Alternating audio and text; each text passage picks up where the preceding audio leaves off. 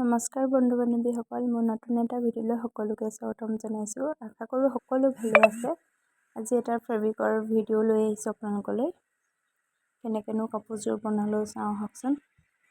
প্ৰথমতে মই গোটেই ফুলকেইটা আঁকি লৈছোঁ এনেকৈ কলমেদি।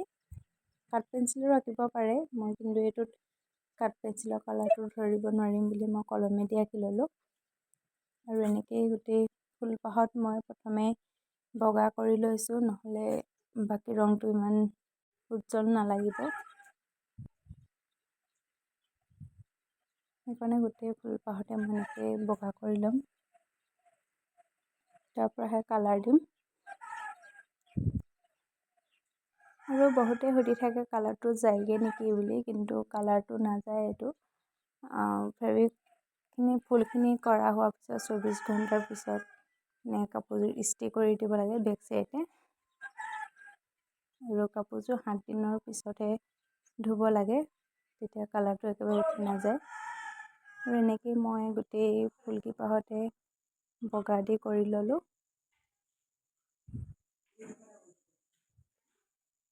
কাপোৰযোৰ তলৰ কাপোৰখন যিহেতু অকণমান বেলেগ কাপোৰ কৰা ৰং লাগি আছে, সেইকাৰণে লেতেৰা লাগিছে। আৰু ইয়াতে মই এতিয়া ৰানিপিংকৈ কৰি দিম। অকণমান স্পীড কৰি দিছোঁ, যিহেতু ভিডিঅ'টো বেছি দীঘল হ'লে চায়ো আমনি লাগে।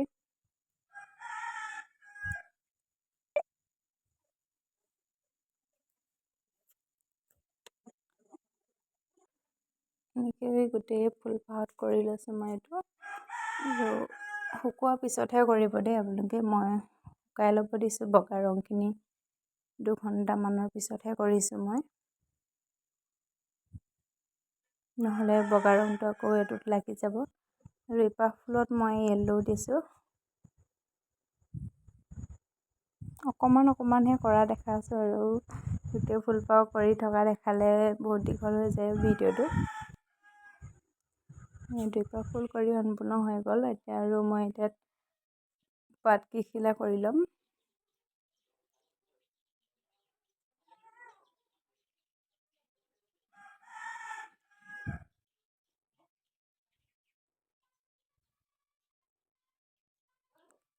ফেব্ৰিক কৰোঁতে বাৰু বহুত কষ্ট হয় দেই। স্ক্ৰীণ পেইণ্টিঙৰ নিচিনা নহয়, স্ক্ৰীণ পেইণ্টিং সোনকালে হৈ যায়। আৰু ইয়াতে মই 3D আউটলাইনাৰ গ্লিটাৰে আউটলাইনাৰ কৰি দিলোঁ। ছাইডটো যিহেতু কলমৰ দাগ ধৰিব পৰা হৈ আছিলে। আৰু কাপোৰযোৰ কেনেকুৱা লাগিছে কমেণ্ট এটা কৰি জনাব নাপাহৰিব দেই। নেক্সট এটা ভিডিঅ'ত আকৌ লগ পাই আছোঁ।